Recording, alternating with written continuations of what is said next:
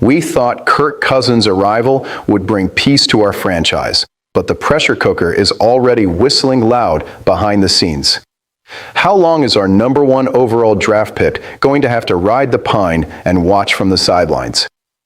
Is Taron Johnson, who barely just unpacked his bags in Vegas, already going to stir up our locker room with contract demands and risk getting run over by the rookies? And what's actually going down on the practice field right now that Phase 3 of OTAs is officially underway? If you want the raw, unfiltered answers that the mainstream media tries to sugarcoat, you're in the right place. This is Ryan Miller, and things are heating up big time in Raider Nation. Buckle up and smash that like button right now, because what I'm about to tell you today changes absolutely everything for our future. Let's cut straight to the chase, kicking things off with the prime cut of the week, the ticking time bomb that is our quarterback situation. NFL analyst and former QB Matt Hasselbeck blew the lid off today on what a lot of people in the dark corridors of Las Vegas were already whispering about. According to him, the highly anticipated Fernando Mendoza era already has an exact date, time, and location to kick off in the pros. Week 8, in a tough road game against the New York Jets. You heard that right, nation. Hasselbeck doubled down on national TV that the Golden Boy, the 2026 #1 overall pick, is going to warm the bench and watch Kirk Cousins run the show for at least half of our regular season. What's my immediate reaction to this? I think it's an absolute joke that we're even considering treating a consensus Heisman Trophy winner like some fragile rookie who needs to be hidden from NFL defenses. We're talking about a kid who had the ice in his veins to lead Indiana University to their first ever national championship. The guy threw for over 3,500 yards, racked up a massive 41 touchdowns on the season, and delivered an absurd 72% completion rate. Mendoza's talent is generational. It wasn't just a fluke in college. But keeping a cool head, let's break down the practical impact on our roster and the salary cap. The front office brought Kirk Cousins in during free agency and dropped a bag on him. Starting the veteran on day one makes financial and tactical sense to try and shield the rookie.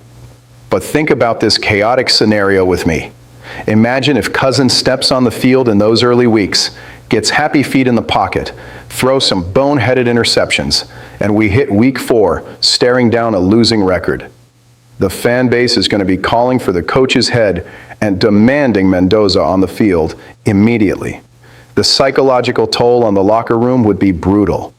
Hasselbeck's projected timeline gives Mendoza a full month as the starter before our crucial Week 13 bye. On paper, it's a perfect evaluation window. But is the front office really reading the room and sensing the impatience in the stands? I highly doubt it. If the kid flashes in practice right now, I guarantee you, this Week 8 prediction will vanish into thin air, and he's starting Week 1. And if you thought the shock value stopped at the most important position in the game, hold on to your hats, because our defense is already causing headaches before the pads even come on.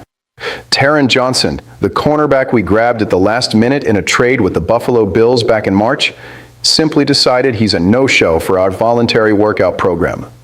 The reason for this stunt? The guy wants a contract adjustment immediately.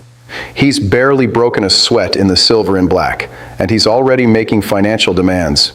Let's put all our cards on the table so we don't panic for nothing. Yes, we know these holdouts happen all the time across the entire league. It's the phase they call voluntary, so we don't need to buy into the hysteria. We have plenty of salary cap space to go out there and write him a fatter check if the front office really feels he's worth it. The core issue here is the mentality and the precedent the Las Vegas Raiders would be setting. We didn't go after Johnson for him to be the untouchable superstar of our secondary. The trade happened strictly because it was a cheap market opportunity, since the Bills were going to cut the guy loose if we didn't do the late-round pick swap. And here's the game changer: our draft. Back in April, the front office went out and got Traden Stukes and Jermod McCoy. Stukes plays the exact nickel cornerback spot that is Johnson's bread and butter. The front office's message was written in neon lights: We have replacement pieces that are younger, cheaper, and hungry to play. So why would our general manager cave to the pressure of a veteran who hasn't proven an ounce of his worth in our defensive scheme yet? Johnson is shooting himself in the foot. It's definitely not the start to the relationship the franchise had in mind. For now, the damage is minor, but the clock is ticking against him. If he has the audacity to skip the mandatory minicamp set for June 9th through the 11th, this situation turns into a raging fire.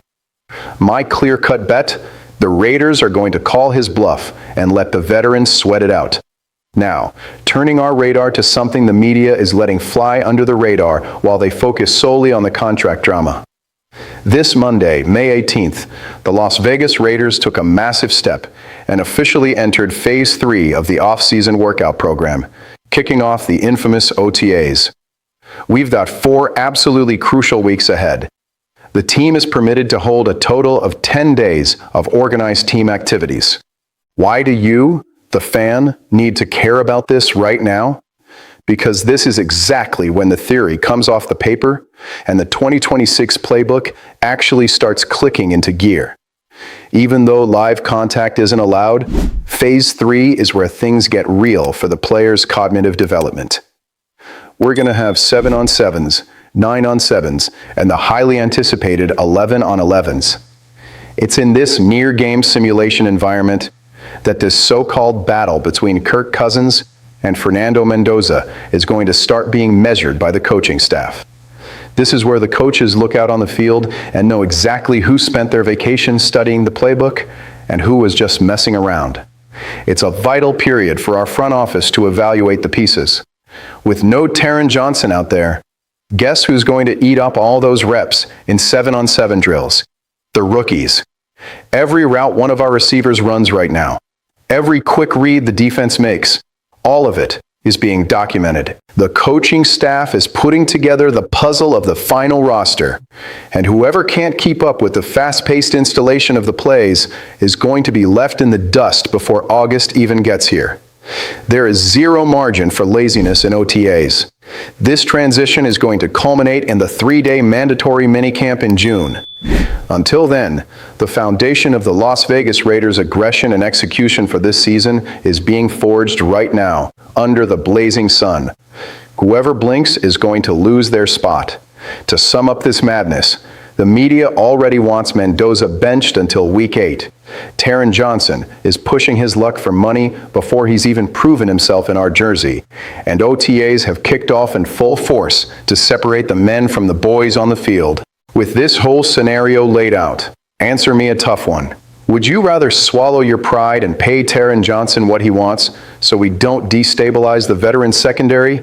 Or do you send a clear message, bench him, and throw our newly drafted rookies straight into the crossfire no matter what? Drop your take in the comments down below, smash that like button, and I'll see you in the next video, Nation.